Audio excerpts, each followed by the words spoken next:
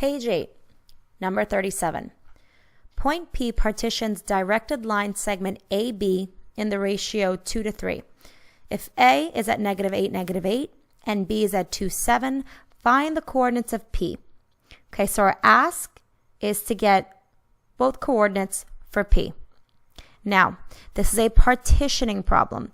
You know that even if they don't give you the word partitioning, because you see that there's a ratio and there are coordinates in the same question. Anytime you have a ratio and coordinates, it's a partitioning question. Now, I like to always draw a sketch of what's happening before I start doing my regular formula and my solution. So I'm going to zoom in and I'm going to make my sketch. So my sketch is going to be for AB, coordinates at -8, -8. B is at 2, 7. And point P is going to partition it. So point P is going to partition in a 2 to 3 ratio. So it's going to be closer to A.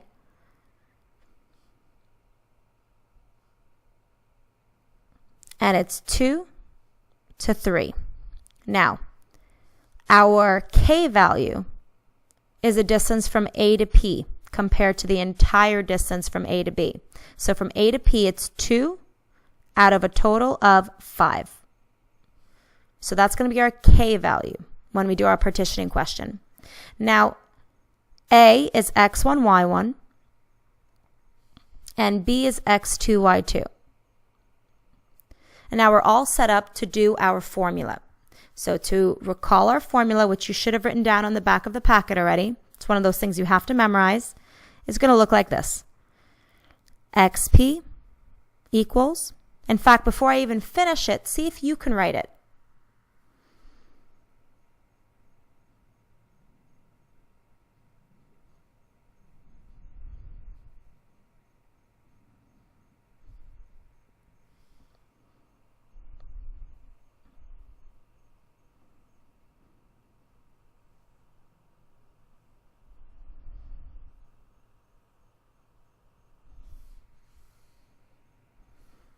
Okay, so here are two formulas for x and for y.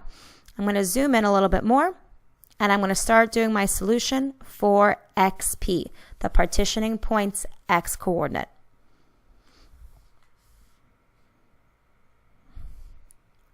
So to get xp, I start with -8 plus my k value of 2/5 times 2 minus, and then I look at my x1, which is at -8.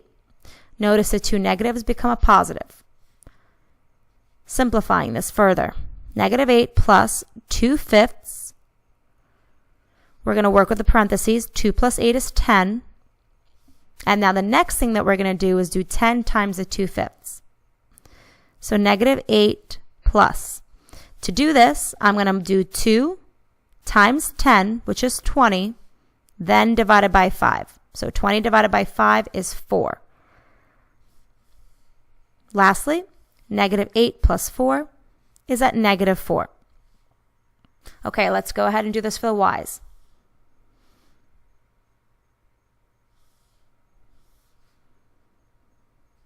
y1 is at -8 plus 2/5.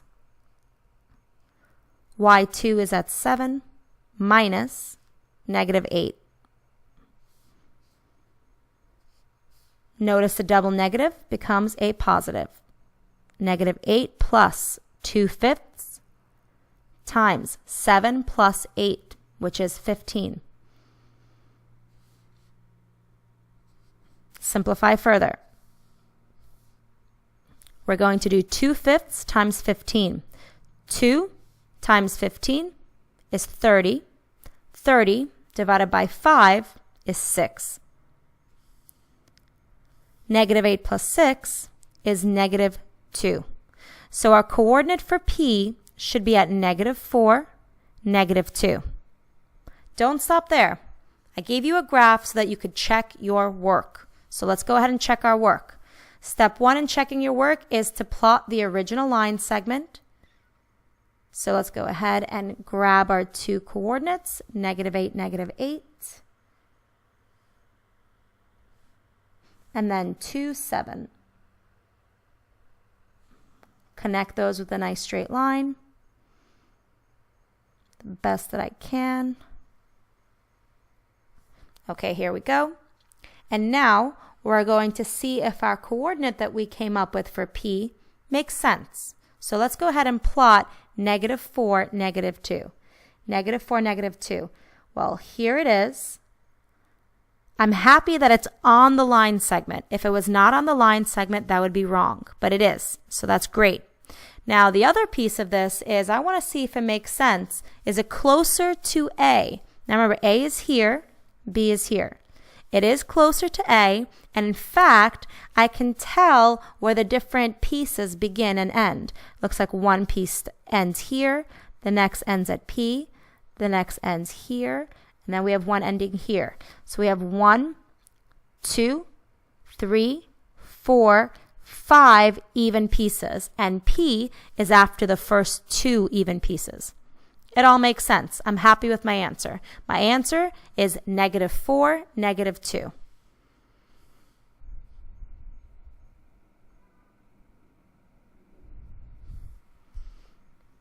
Make sure you memorize that partitioning formula. You have to know it, and then make sure you always check your work.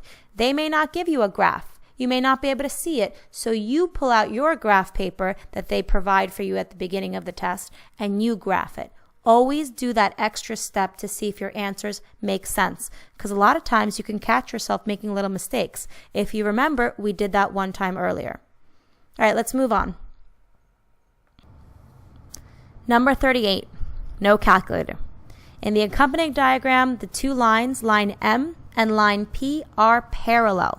Find the values of A, B, and C. So we're looking for all these angle measures that are missing. When they tell you that lines are parallel, there's two things that you should look for. You're either going to look for what I call the Zaro Z, which has the top and bottom lines being parallel, connected with a transversal, and the angles that appear in the corners are congruent. The other thing that you may look for, depending on the diagram, is the same side C. The same side C tells you that the two angles that fall into the corners of the C are supplementary. They equal 180. Now, we know that the Z is really alternate interior angles, and the alternate interior angle theorem says that they're congruent. For the same side C, we're looking at SSIs, same side interior angles, also known as consecutive interior angles. And we know that the theorem there says that they add up to 180. So I like to call it the Z and the C, but we know that these are real theorems behind that. Okay, so let's see if we can use our Z's and our C's. Now, I spot one Z right away, right here. That tells me that whatever I have for angle A, it's going to be congruent to whatever this angle is down here. Now, the angle at the bottom here is next to, it's adjacent to the 140 degrees.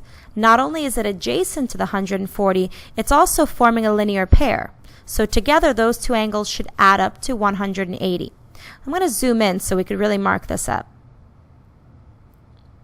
So I'm going to go ahead and write down that this is 180 minus 140, which leaves me with 40. So this angle here is 40 degrees. So angle A is 40 degrees. Great. Let's keep it moving. So I'm going to look for another Z, because I like working with the Z's. And I see there's one right here. So whatever angle C is, it's going to be congruent to this angle down here. Now notice that this angle down here, the 35 that it's next to, well, it's actually not next to it, it's vertical. It's vertical to that 35. These are vertical angles. So if 35 degrees exists down here, that means the angle here is also going to be 35. So I'm going to label it in as 35 degrees. And if that's 35, following the Z, that means that angle C is 35 because they're both in the corners. So now I have angle C, 35 degrees. Almost done. Make sure I fix that degree symbol. The last one is angle B. Okay, so notice where angle B is. It's all the way at the top. Angle A, B, and C all together form a straight angle of 180 degrees. So what I can do is I can figure out what's left over here for angle B by subtracting 40 and 35 from 180. So I'm going to do 180 minus 40, which leaves me 140. Then also subtract 35, which leaves me at 105. So 105 degrees is the measure of angle B. Great. I'm done. Thank you, Z. Number 39. Definitely need your calculator here. How high is the very top of Fido's doghouse? This is the first ask. Find the volume of Fido's doghouse. So this is the second ask. Round to the nearest hundredth for both answers. Okay, let's take a look at Fido's doghouse. Our first goal is to get the height of the entire doghouse all the way to the very top. I'm going to zoom in a bunch for this one. Okay, so right now, I only know the height from the bottom to just the beginning of the roof. In fact, not even quite to there. Let me just fix that a little bit more. There, that's better. Okay, so I just know so far that that's 3 feet. I need to know, well, what's the rest of the height to the very top? In other words, I need to know this piece right here. I need to know that little height, which right now I don't have. What I'm going to do is I'm going to create this little height here, and I'm going to make sure it's perpendicular. Now, you should notice that we have a special triangle at the top. This right here is an isosceles triangle, because you notice that the two sides of that triangle have tick marks that show you that they're congruent. So we can use the isosceles triangle and its properties to figure out the height.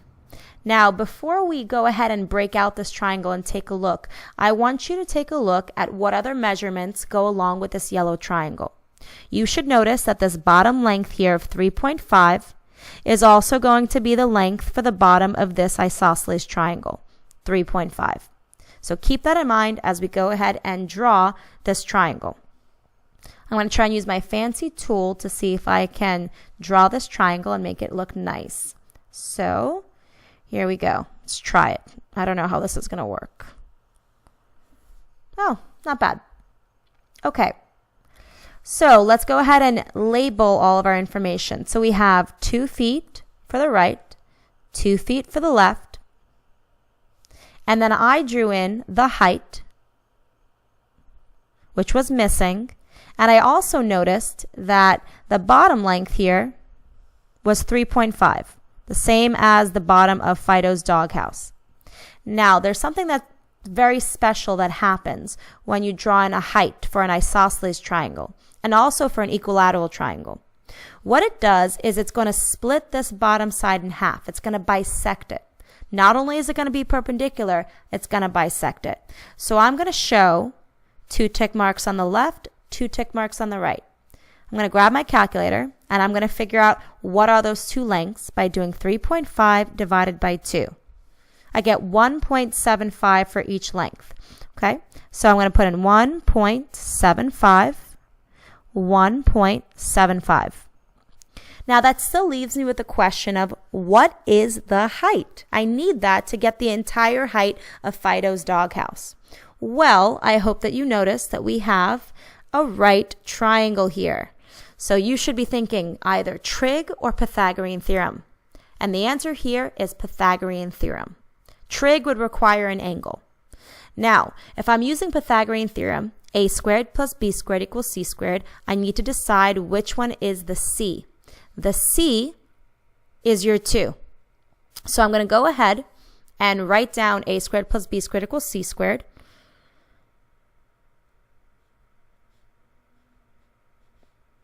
And I'm going to keep you focused on the fact that we have c. What we don't have is what we would call a or what we would call b. I'm going to call the height a. So I'll say h squared, because I substituted in for a, plus 1.75 squared equals 2 squared. Let's go ahead and solve. H squared plus, I'm going to use my calculator, 1.75 squared is 3.0625. Oh boy, I feel like we're going to have a lot of decimals here. Equals 2 squared, which is 4. Now, let's go ahead and get h squared by itself by subtracting 3.0625 from 4. 4 minus 3.0625. So h squared is equal to 0.9375. And lastly, we square root just to get h by itself. So h is equal to the square root of 0.9375. Let's see what that looks like in the calculator. Oh boy. How about for right now, I'm just going to keep it as 0.9375 on my paper. Now remember, this h is 0.9375, but they ask you for the entire height of Fido's doghouse. They want all the way to the top of Fido's doghouse. So although we found this h, don't forget that we have to add it to the height below that h, which is the 3 feet. So it's going to be 3 plus that square root of 0.9375.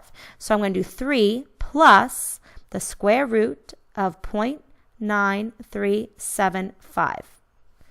In the calculator, I already have the square root of 0.9375, so let me add 3 and then click equals.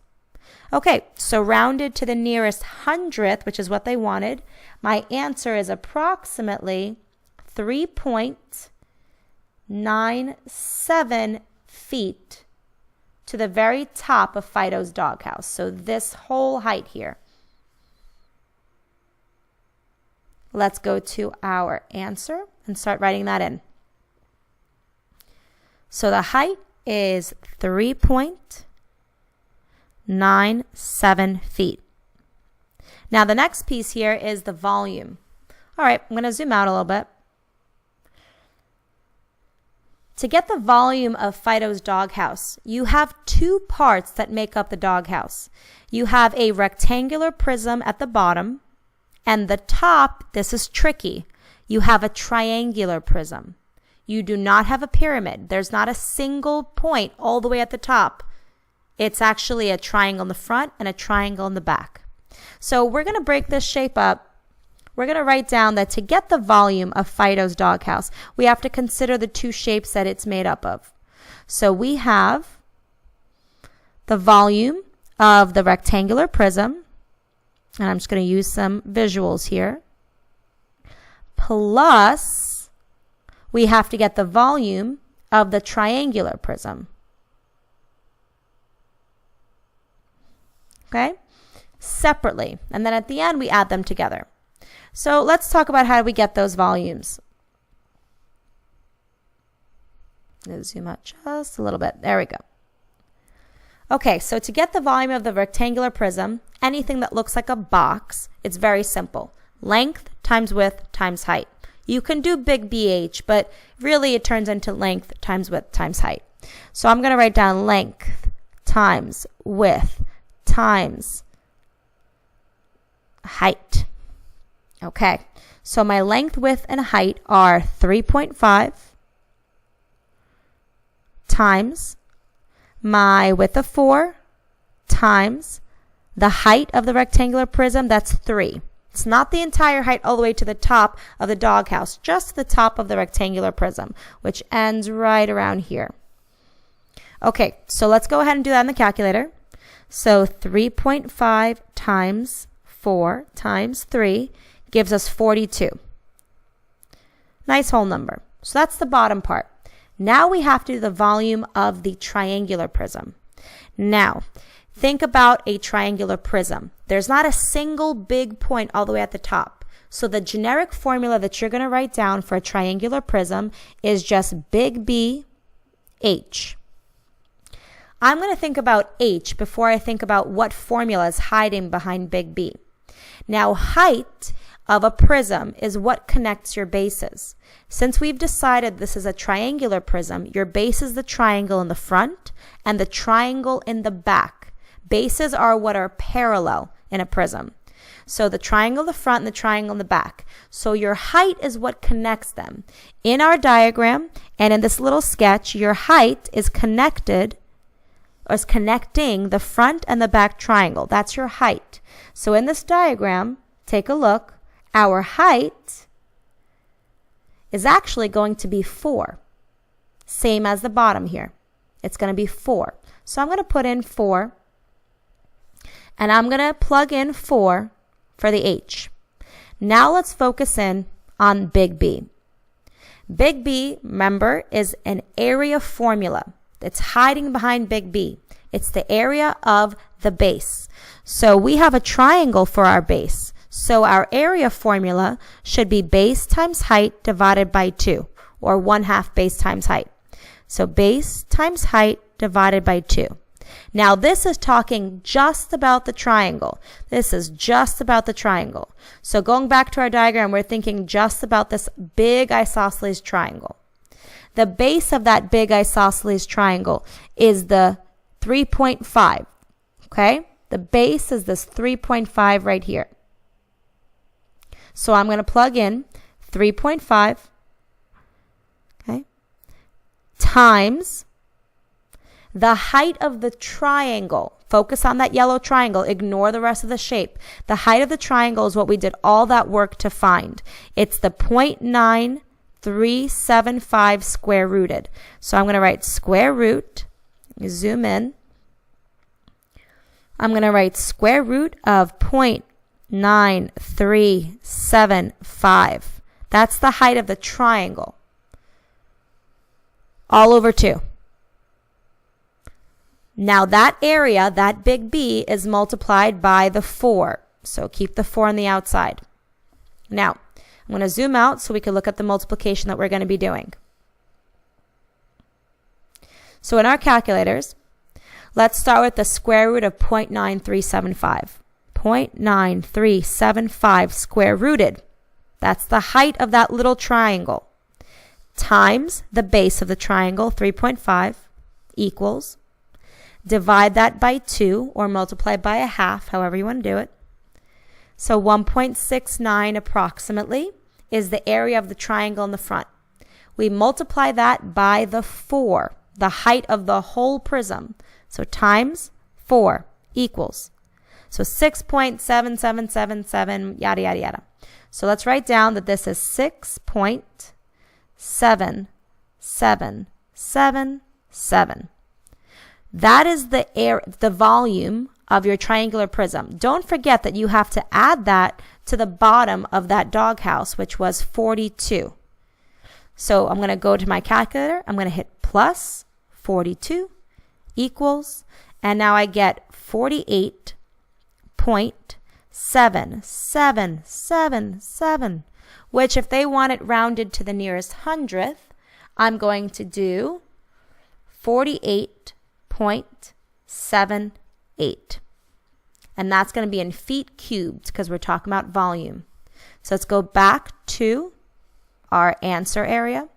And we're going to put in our answer for the volume of the entire doghouse. 48.78 feet cubed. It's a long problem. The hardest part of this was knowing how to get the height of just that little triangle, which we did right here.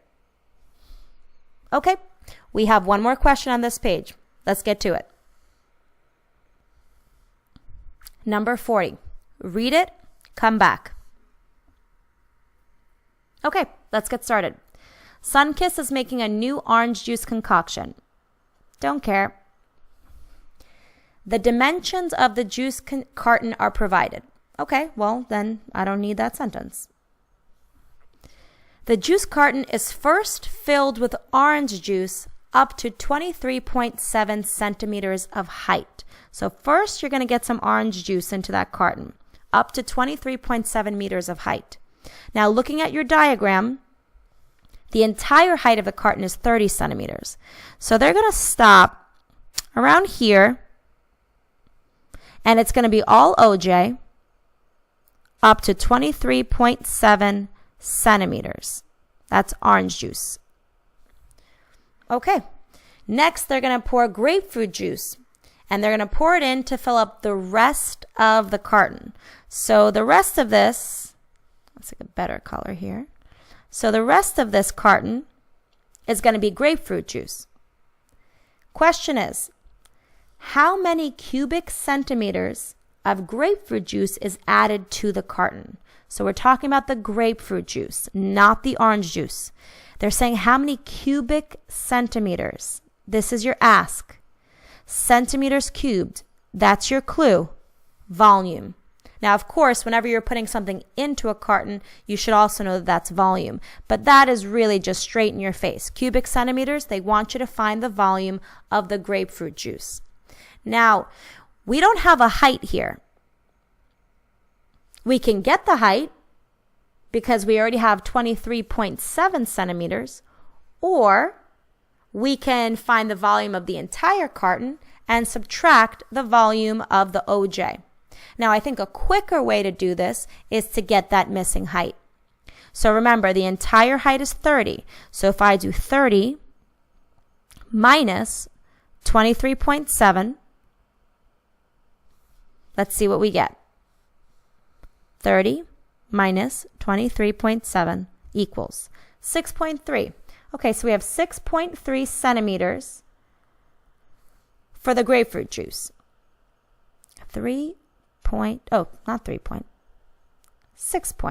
6.3 centimeters. Okay, so if I want to figure out the volume of the grapefruit juice, what I've done is I've basically created a little mini rectangular prism on top of where the OJ was put in. It's going to be very easy to get the volume of all that grapefruit juice because it's just a little rectangular prism.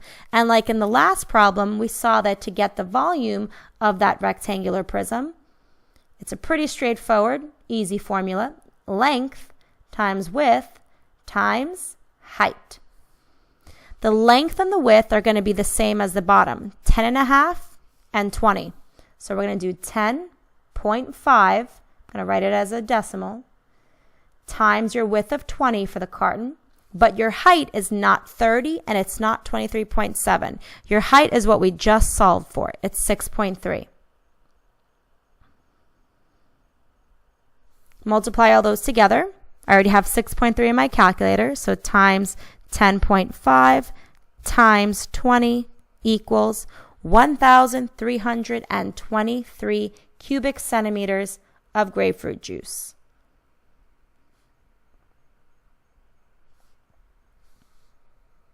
No rounding necessary. It's a whole number. Okay, good. So we're done. Now, luckily, we were able to get that height very easily, so we could just do the length, width, and height of that top rectangular prism. Option 2 would have been to get the volume of the entire carton by doing the 10.5 times the 20 times the 30, and then we would have subtracted the volume of the orange juice that was put into there. And to do that, we would have used the 10.5, the 20, and the 23.7 as our height. And once we subtracted the two volumes, we would be left with the volume of the grapefruit juice. Grapefruit. But that's the longer way. We were strategic, we picked the shorter way, and we finished.